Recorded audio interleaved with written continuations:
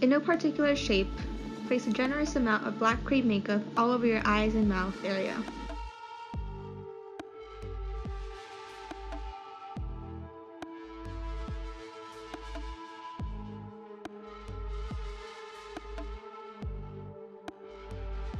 All the nurses in the games and movies look different, so you have some artistic freedom in terms of the actual pieces that go over your face. You can find your own shapes and look, as long as you don't reveal your facial features underneath.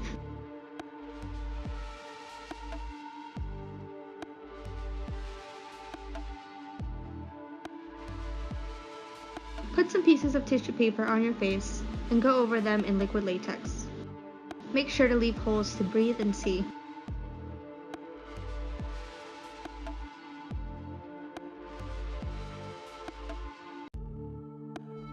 You can find some basic medical gauze at any store like Target or Walmart. Take the gauze and wrap it around the edges of your mask and all over your head and ears.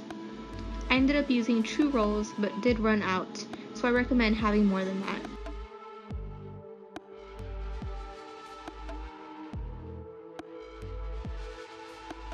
Make sure your mask is fully dry before beginning to paint.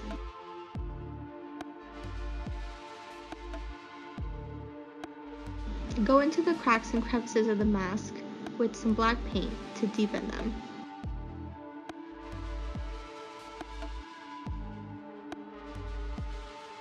I used a mix of browns, reds, and black cream makeup to paint over the entire mask and gauze.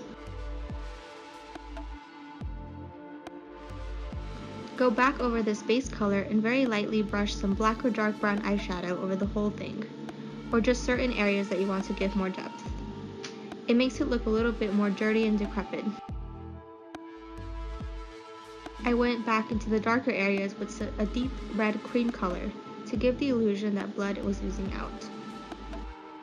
Using blues, reds, and purple cream makeup, add some squiggly lines down your neck, chest, arms, and legs to make prominent veins. Then go back over these veins with some white and black cream makeup and brush them down very gently all over your body to lose your warm skin tones. Don't forget to get your costume a little dirty and worn out. Grab a cheap nurse hat from a party shop and you're good to go out in public.